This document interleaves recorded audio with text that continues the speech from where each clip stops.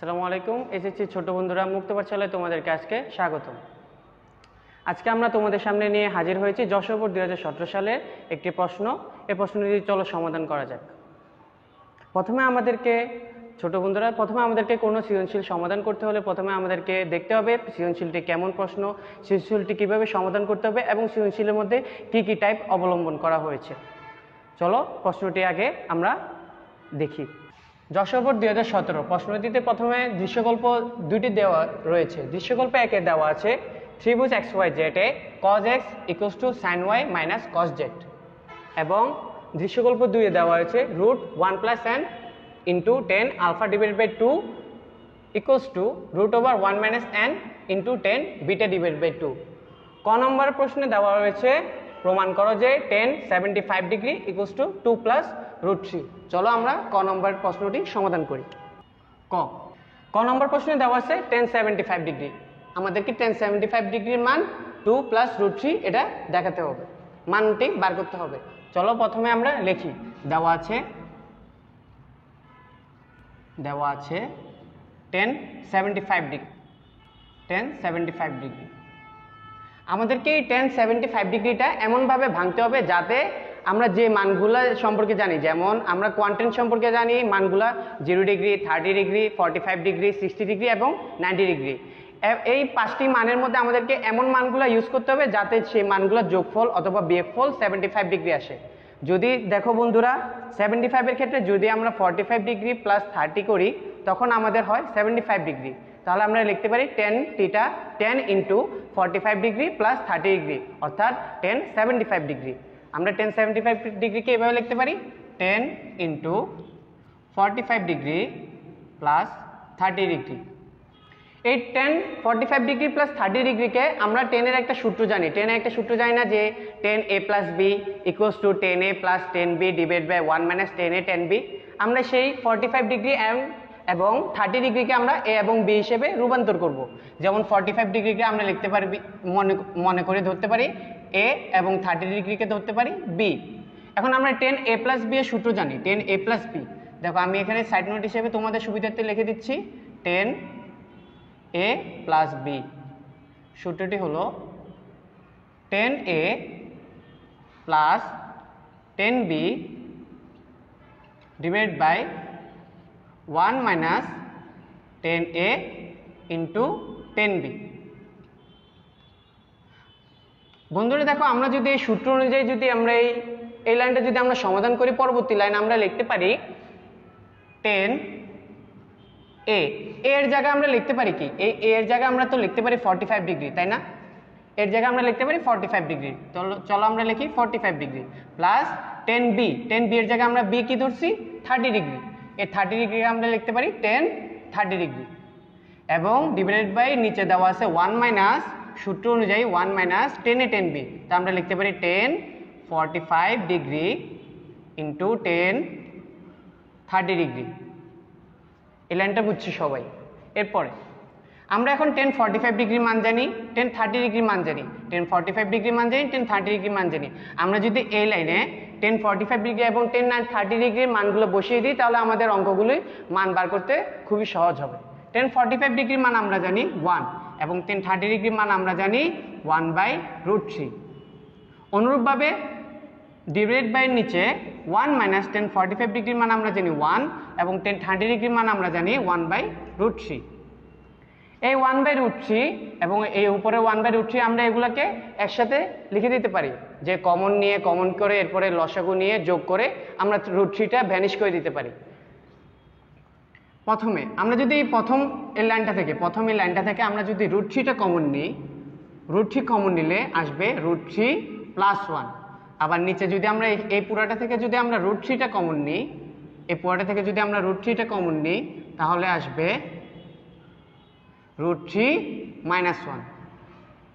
এরপরে আমরা এই যে ডিভাইডেড বাই আছে আমরা এটাকে লিখতে পারি √3 + 1 /√3 ইন্টু, এটা উল্টা দিতে পারি যেহেতু আমরা জানি কোনো কিছু ডিভাইডেড বাই করলে সেটাকে যদি আমরা ইন্টু আকারে প্রকাশ করি, ডিভাইডেড বাইটা সেটা ইন্টু আকারে চলে যায়, ইন্টু √3 / √3 - 1।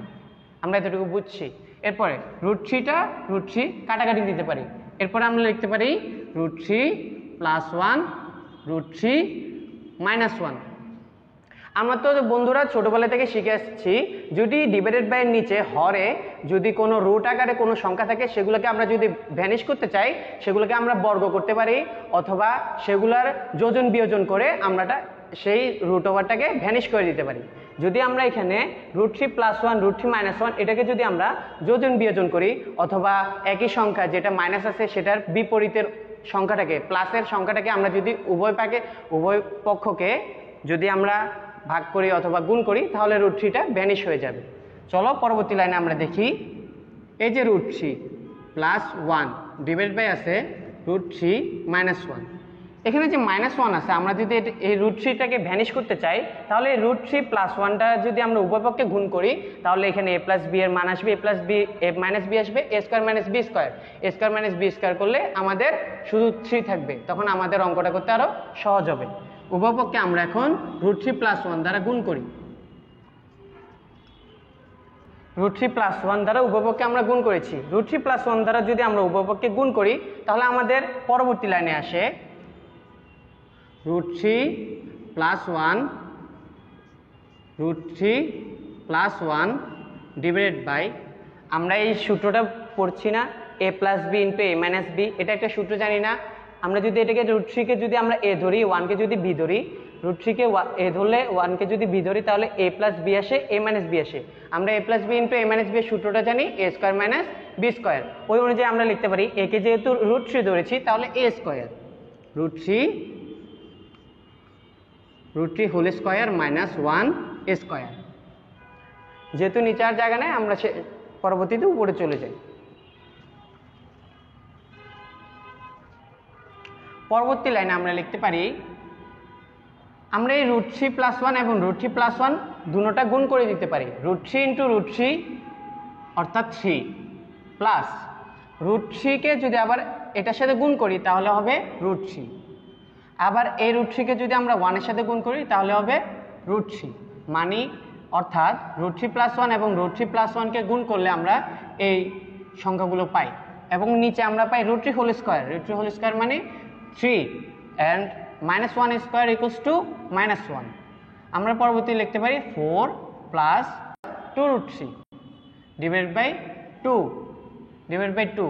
আমরা যদি এখানে 4 আছে, এখানে 2 আছে, এই 4 আর 2 থেকে যদি আমরা 2টা কমন নিই, তাহলে আসে, বন্ধুরা আমরা যেহেতু এখানে 4 + 2√3 আছে, আমরা যদি এখান থেকে 2 কমন নিই, তাহলে এখানে 2 হয়, 2 + √3।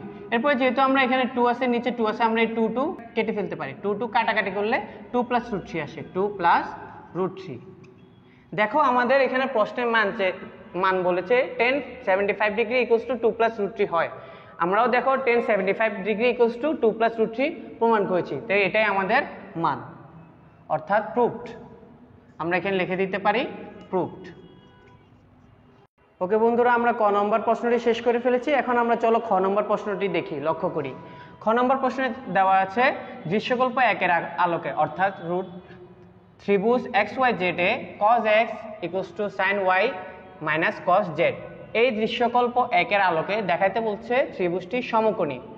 আমরা জানি একটি ত্রিভুজ তখনই সমকোণ হবে যখন ত্রিভুজটির দুটি কোণের সমষ্টি আরেকটি কোণের সমান হয়।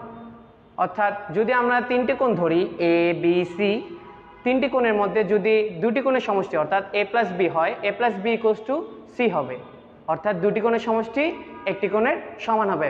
অথবা আমরা লিখতে পারি যখন একটি ত্রিভুজটি সমকোণ বলবে, তখন আমরা ধরে নিতে পারি 3টি কোণের সমষ্টি 2 সমকোণ অর্থাৎ 180 ডিগ্রি। আমরা তো জানি একটি ত্রিভুজের 3 কোণের সমষ্টি 2 সমকোণ অর্থাৎ 180 ডিগ্রি। প্রশ্নটি আমরা সমাধান করি। খ নম্বর প্রশ্নে দেওয়া আছে, খ নম্বর প্রশ্ন বলা হয়েছে দৃশ্যকল্প 1 এর আলোকে দেখা যায় ত্রিভুজটি সমকোণী।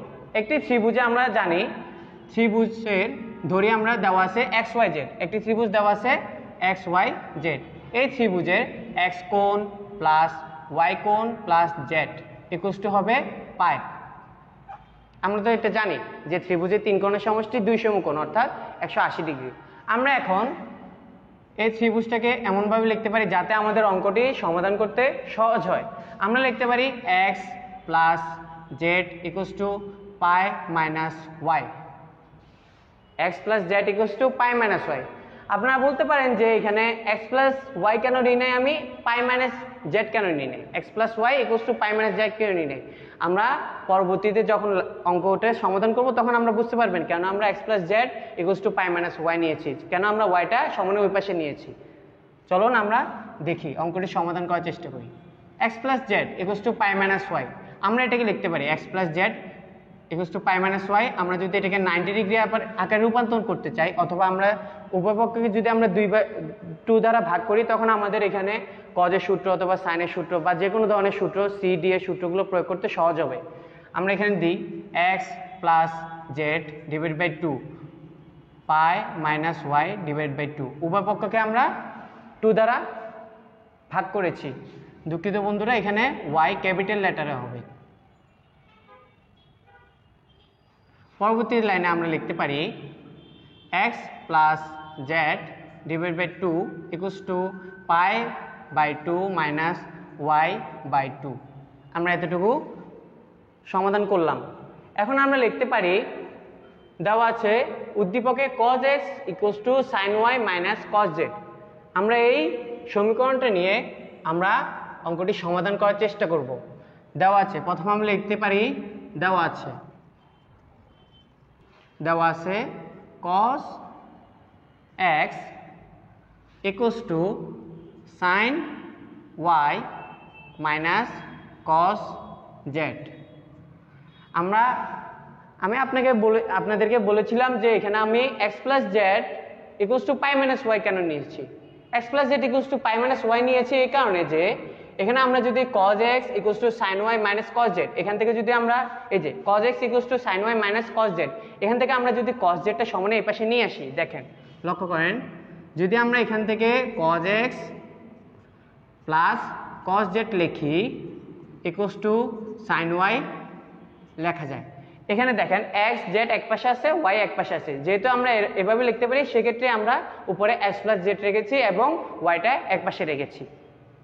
পরবর্তীতে আমরা লিখতে পারি এই যে cos x plus cos z, আমরা এটাকে cos c plus cos d এর সূত্র প্রয়োগ করতে পারি। আমরা জানি cos c, আপনাদের সুবিধার্থে আমি এখানে লিখে দিচ্ছি সূত্রটি, cos c plus cos d সূত্রটি আমরা জানি 2 cos c plus d divide by 2 cos c minus d divide by 2। আমরা যদি এখন এই সূত্রটি প্রয়োগ করি, এই সূত্রটি প্রয়োগ করলে এখানে কি হবে, cos 2 cos x plus y divide by 2 cos x minus y divide by 2 equals to, দুঃখিত বন্ধুরা এখানে yটি বড় হাতের হবে। এখানে যে sin y আছে এটাকে আমরা sin 2a, আমরা একটা সূত্র জানি না সাইনের, sin 2a এই সূত্রটা আমরা তো জানি যে 2 sin a into cos a, এই সূত্রটা আমরা সবাই জানি। আমরা এই সূত্রটা প্রয়োগের জন্য আমরা এখানে 2 আনতে পারি। আমরা যদি এখানে 2 আনি, 2 আনলে এখানে y কে 2 দিয়ে ভাগ করতে হবে, যেহেতু আমরা এক্সট্রা 2 এনেছি তাহলে এমন একটা সংখ্যা দিয়ে ভাগ করতে হবে যাতে আমাদের এই ওয়াইটা শুধু ওয়াইটা থাকে, যেহেতু আমরা 2 এক্সট্রা আনছি সেই 2 দিয়ে আবার ভাগ করে দিয়েছি, উপরের লাইনটি আবার চলে আসবে, সাইন ওয়াই অটোমেটিক চলে আসবে। আমরা এই লাইনটা আমরা পরবর্তী লাইনে লিখি সাইন 2 ইন্টু ওয়াই বাই 2। আমরা এই লাইনটা এভাবে লিখতে পারি কারণ 2 কাটাকাটি করলে উপরের লাইনটি আবার আসে। এরপর পরবর্তী লাইনে আমরা লিখতে পারি 2 cos x plus y divided by 2। এই cos x plus y divided by 2 আমরা এটার মান পেয়েছিলাম x প্লাস, দুঃখিত বন্ধুরা এখানে z হবে, এই cos x plus z divided by 2 into cos x minus z divided by 2, এটার মান আমরা জানি x plus z divided by 2, এটার মান আমরা জানি pi by 2 minus y by 2। আমরা এখন লিখতে পারি 2 cos pi by 2 minus y by 2, আমরা এটা লিখতে পারি, কিন্তু আমরা x minus z divide by 2 এটার মান জানি না, তাই আমরা এই মানটা যেহেতু জানি না তাই আমরা এই মানটা এইভাবে রেখে দিতে পারি ইকুয়ালস টু সাইন 2a। আমরা এখানে দেখেন একটা সূত্র প্রয়োগ করেছিলাম সাইন 2a, এই সাইন 2 এর সূত্র আমরা জানি 2 sin a into cos A. Two সাইনে ইন্টু কজে আমরা যেহেতু জানি আমরা সেই সূত্রটা প্রয়োগ করতে পারি। টু সাইনে, সাইনে অর্থাৎ কি হবে এখানে y/2, two sine y/2 into cos y/2, এই সূত্রটা হবে। এখানে এর জায়গায় কি আছে y/2 আছে, সেজন্য আমরা two sine y/2 into cos y/2 প্রয়োগ করেছি। এরপর আমরা লিখতে পারি, আমরা একটা কথা জানি যে কস 90 degree minus theta equals two আমরা জানি সাইন থিটা। আমরা সবাই এটা জানি cos 90 degree minus theta equals two sine theta. আমরা এখানে সেমভাবে প্রয়োগ করি যে π/2, আমরা তো জানি π/2 ইকুয়ালস টু 90। আমরা যদি π/2 ইকুয়ালস টু 90 জানি তাহলে cos 90 মাইনাস y/2 অর্থাৎ সাইন y/2। আমরা পরবর্তী লাইনে লিখতে পারি two sine y/2 into cos x minus z divide by 2 equals to two সাইনে ইন্টু কজে, আমরা এটা এইভাবে রেখে দিই টু সাইনে y/2 ইন্টু cos y/2। পরবর্তী লাইনে আমরা লিখতে পারি এখানে যেহেতু এই টু সাইন y/2 আছে, এখানেও সমানে এই পাশে টু সাইন y/2 আছে। আমরা এই two sine y/2 and two sine y/2 কাটাকাটি করতে পারি। কাটাকাটি করলে আমাদের শুধু এই cos x minus z divide by 2 আসে এবং cos y মাইনাস 2 আসে, y ডিভাইড বাই 2 আসে। আমরা লিখতে পারি cos x minus z divide by 2 equals to cos y divide by 2। যেহেতু নিচে জায়গা নেই আমরা উপরে যেতে পারি। পরবর্তী লাইনে আমরা লিখতে পারি cos x minus z divide by 2 equals to cos y divide by 2। উভয় পক্ষ থেকে আমরা cos কাটাকাটি করতে পারি না। উভয় পক্ষ থেকে যদি আমরা cos কাটাকাটি করি তখন আমাদের পরবর্তীতে থাকে x মাইনাস, উভয় পক্ষে যদি আমরা cos কাটাকাটি করি তখন আমাদের থাকে x minus z divide by 2 equals to y divide by 2। বা উপপক্ষে যদি আমরা এই টু কাটাকাটি করি তখন আমাদের পরবর্তীতে থাকে x minus Z equals to y, x minus Z equals to y।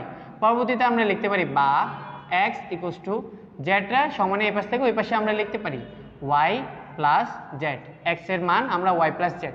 আমরা জানি না বন্ধুরা এখানে এই যে দেখেন x plus y plus z equals to pi. আমরা এখানে x এর মান যদি আমরা y প্লাস জেড বসাই অথবা y প্লাস জেড এর জায়গায় আমরা যদি x বসাই তাহলে আমরা এখান থেকে খুব সহজেই একটি সমকোণী, অর্থাৎ আমরা জেনেছিলাম যে যখন একটি ত্রিভুজ সমকোণী বলবে তখন একটি কোণ 90 ডিগ্রি হবে, অবশ্যই হবে।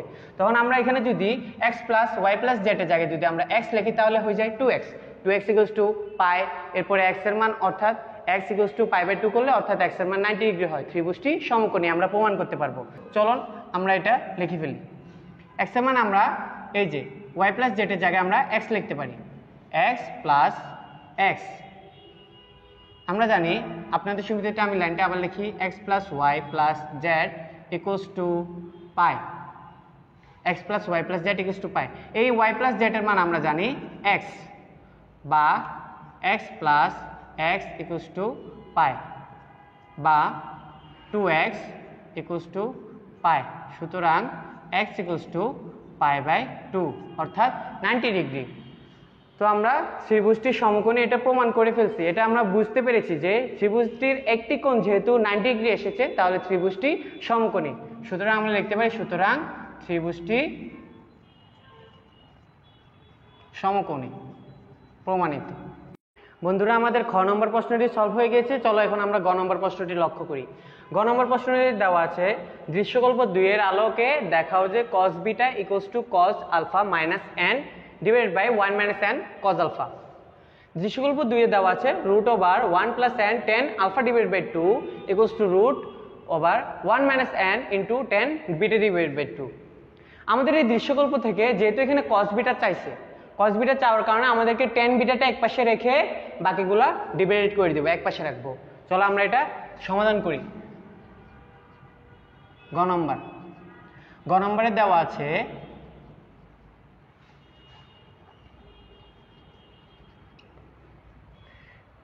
Root over 1 plus n 10 alpha divided by 2 equals to root over 1 minus n 10 beta divided by 2। আমি বলেছিলাম শুরুতেই যে cos বিটা যেহেতু দেওয়া আছে সমানে এই পাশে, আমরা 10 বিটাটা এক পাশে রেখে বাকিগুলো সমানে অন্য পাশে লিখে নিতে পারি। চলো পরবর্তী লাইনে আমরা লিখতে পারি 10 beta divided by 2 equals to root over 1 plus n divide by root over 1 minus n into 10 alpha divide by 2। যেহেতু এখানে রুট ওভার আছে, আমরা রুট ওভারটা তুলে ফেলার জন্য, রুট ওভারটা সরানোর জন্য আমরা বর্গ করতে পারি উভয়পক্ষে। যদি আমরা উভয়পক্ষে বর্গ করি, উভয়পক্ষে বর্গ করলে আমাদের আসে 10 square beta divided by 2 equals to 1 plus n divided by 1 minus n into 10 alpha divide alpha 10 square alpha divide by 2। আমরা উভয়পক্ষে বর্গ করেছি।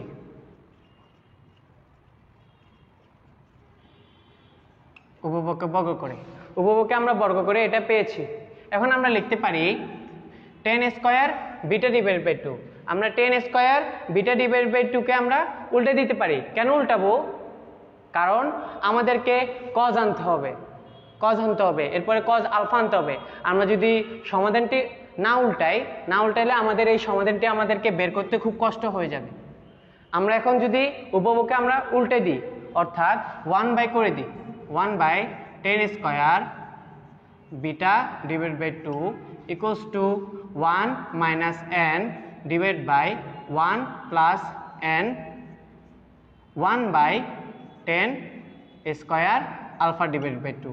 আমরা এই লাইনটাকে উভয়পক্ষকে 1 দ্বারা ভাগ করেছি। 1 দ্বারা যদি আমরা 1 ডিভাইডেড করে দিলে তখন আমাদের 1 divide by 10 square beta divide by 2 আসে equals to 1 minus n divide by 1 plus n 1 by 10 square alpha divide by 2। উভয়পক্ষ উল্টে যায়। এরপরে আমরা লিখতে পারি 1 by 10 square beta divide by 2। 1 by 10 square beta divide by 2 কে আমরা রেখে দিই। আমরা রেখে দিলে পরবর্তী লাইনে আমরা লিখতে পারি 1 minus n divide by 1 plus n। আচ্ছা বন্ধুরা, আমরা জানি tan θ equals to sin θ divide by cos θ। যেহেতু এখানে 10 স্কয়ার আলফা ডিভাইড বাই 2 আছে, অর্থাৎ হবে যে sin square alpha divide by 2 divide by cos square alpha divide by 2। যেহেতু এখানে sin square alpha divide by 2 হবে, sin square alpha divide by 2 divide by cos square alpha divide by 2 আছে। আমরা এটাকে যেহেতু sin square alpha divide by 2 আছে, cos square alpha divide by 2 1 এর নিচে আছে, আমরা এটাকে এভাবে লিখতে পারি না যে cos square alpha divide by 2 sin square alpha divide by 2। আমরা তো এটা লিখতে পারি। যদি এটা উল্টে যায়, sin স্কয়ারটা নিচে থাকবে, cos স্কয়ারটা উপরে উঠে যাবে। পরবর্তীতে লাইনে আমরা লিখতে পারি 10 স্কয়ার বিটা ডিভাইড বাই 2। এটা আমরা রেখে দিই, 10 স্কয়ার বিটা ডিভাইড বাই 2 এটা আমরা রেখে দিই।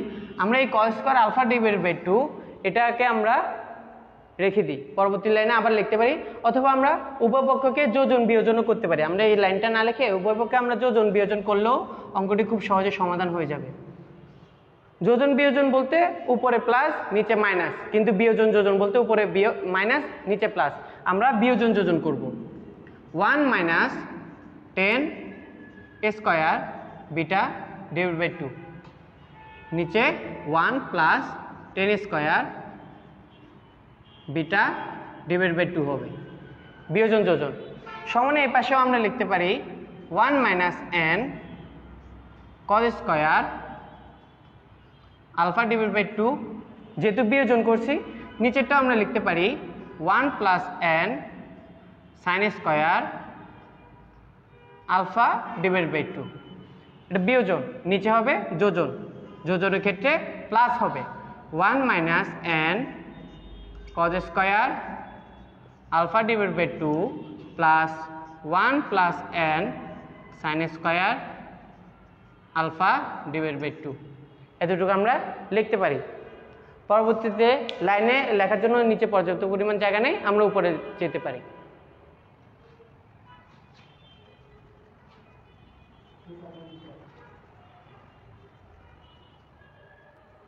আমরা পরবর্তী লাইন লিখতে পারি 1 minus n cos square alpha divide by 2 এটা আমরা গুণ করে দিতে পারি, আবার sine square alpha divide by 2 1 plus n এর সাথে গুণ করে দিতে পারি। পরবর্তী লাইন আমরা এভাবে লিখতে পারি। চলো বন্ধুরা লিখি 1 minus tan square beta divide by 2 1 plus tan square alpha divide by 2 sorry beta divide by 2। আমরা সমানে এই পাশের চিহ্নগুলা আমরা এই পাশে রেখে দিলাম। এখন আমরা সমানের ওই পাশের গুলা আমরা লিখতে পারি, গুণ করে দিলে আমরা লিখতে পারি কজ স্কয়ার, গুণ করে দিলে আমরা লিখতে পারি cos square alpha divide by 2 minus n into cos square alpha divide by 2। পরবর্তীতে আমরা লিখতে পারি minus sine square alpha divide by 2 minus n into sine square alpha divide by 2 divided by আমরা নিচে লিখতে পারি cos square alpha divide by 2 minus n into cos square alpha divide by 2 plus sine square alpha divide by 2 plus n into sine square alpha divide by 2। আমরা ব্র্যাকেটের বাইরের অংশের সাথে ব্র্যাকেটের ভিতরের অংশ গুণ করে দিয়েছি। পরবর্তী লাইনে আমরা লিখতে পারি, আমরা এই সূত্র আমরা জানি, এই সূত্রটা হচ্ছে কজের সূত্র। কজের আমরা একটা সূত্র জানি না, cos 2a equals to 1 minus tan square a divided by 1 plus tan square a। আমরা এই সূত্রটা জানি যে cos, তোমাদের সুবিধাতে আমি সূত্রটি উপরে লিখছি, cos 2a এই সূত্রটা আমরা জানি 1 minus tan square a divided by 1 plus tan square a। যদি আমরা এই সূত্রটা এখানে প্রয়োগ করি, এই সূত্রটা এখানে প্রয়োগ করলে আমাদের আনসার কি হবে cos 2a, এর জায়গায় হবে বিটা ডিভাইডেড বাই 2, এর জায়গায় হবে বিটা ডিভাইডেড বাই 2। পরবর্তীতে আমরা সমানের ডান পাশে আমরা লিখতে পারি cos square alpha minus sin square alpha divide by 2, এই দুটো আমরা একসাথে লিখতে পারি cos square alpha divide by 2 minus sin square alpha divide by 2। আমরা যদি একসাথে লিখি, পরবর্তীতে আমরা যদি মাইনাস n কমন নিই, এখানে আছে minus n cos square alpha divide by 2, এখানে আছে minus n sin square alpha divide by 2। উভয়টা থেকে আমরা যদি মাইনাস n কমন নিই তাহলে আমরা লিখতে পারি cos square alpha divide by 2 plus sin square alpha divide by 2, আমরা এটা লিখতে পারি। পরবর্তী নিচেও আমরা লিখতে পারি এই যে cos square alpha divide by 2 plus sin square alpha divide by 2, আমরা এটা একসাথে লিখতে পারি cos square alpha divide by 2 plus sin square alpha divide by 2। এটা লিখলে আমরা এখান থেকেও n কমন নিতে পারি, যদি আমরা n কমন নিই তাহলে আসে cos square alpha divide by 2 minus sin square alpha divide by 2। Minus n common নিলে আমাদের এই লাইনটি আসে, আমরা এতটুকু করার চেষ্টা করেছি। পরবর্তীতে আমরা লিখতে পারি, যদি এই 2 কাটাকাটি যায়, পরবর্তীতে আমরা লিখতে পারি cos b। দেখেছেন বন্ধুরা, আমাদের সমানের বাম পক্ষটা কিন্তু প্রমাণ হয়ে গেছে cos b, আমাদেরকে এখন সমানের ডান পক্ষটাকে আনতে হবে। cos square alpha divide by 2 minus sin square alpha divide by 2, আমরা এটারও একটা সূত্র জানি cos 2a এর একটা সূত্র জানি আমরা cos square a minus sin square a, এটা একটা সূত্র cos 2 এর সূত্র। আমরা cos 2 এর সূত্র বসাই, তো আপনাদের সুবিধার্থে আমি cos 2 এর সূত্রটা আবার লিখে দিচ্ছি, cos 2a equals to cos square a minus sin square a, এটা cos 2 এর সূত্র। আমরা যদি এই সূত্রটা যদি আমরা এখানে প্রয়োগ করি, এই লাইনটাতে যদি প্রয়োগ করি, এই সূত্রটা আবার এখানেও প্রয়োগ হবে, যেহেতু এখানে cos square alpha divide by 2 আছে minus sin square alpha divide by 2 আছে। আমরা এখানে লিখতে পারি cos 2a a হবে কি alpha divided by 2 minus n cos square alpha divide by 2 plus sin square alpha divide by 2। আমরা সূত্র জানি cos square theta plus sin square theta equals to 1, যেহেতু এখানে 1 হবে তাই আমরা 1 লিখতে পারি। পরবর্তী লাইনে আমরা লিখতে পারি cos square alpha divide by 2 plus sin square alpha divide by 2, এটা সূত্রটাও cos square theta plus sin square থিটার সাথে সম্পর্কিত। cos square theta plus sin square theta equals to 1 minus n। আমরা এই সূত্রটার মান পেয়েছিলাম কি, এই যে cos 2a। cos 2a আমরা জানি না, cos 2a equals to cos square a minus sin square a। cos 2a cos square a মানে pi by 2 alpha divide by 2 minus sin square alpha divide by 2 cos square a minus, আমি সূত্রটা লিখে দিই, cos square a minus sin square a। এতটুকু আমরা বুঝতে পেরেছি। পরবর্তীতে আমরা এখানে লিখতে পারি cos square a minus sin square a, এটা হচ্ছে cos 2a সূত্র। cos 2a সূত্র যেহেতু 2a বসে cos 2a, তো 2 into cos 2a, 2 into a হবে, এর মান হবে আলফা ডিভাইড বাই 2, আমরা আলফা ডিভাইড বাই 2 লিখতে পারি।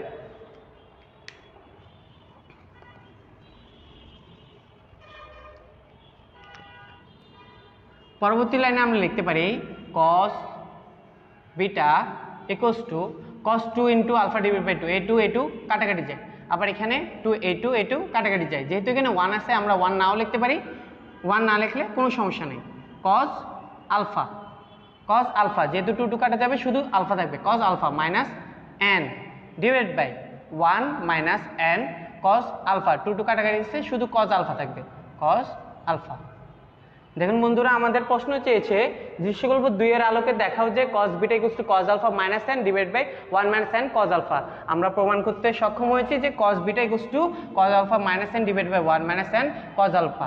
সুতরাং আমরা এখানে যেহেতু বলা হয়েছে দেখাও যে, তো আমরা লিখতে পারি শোড।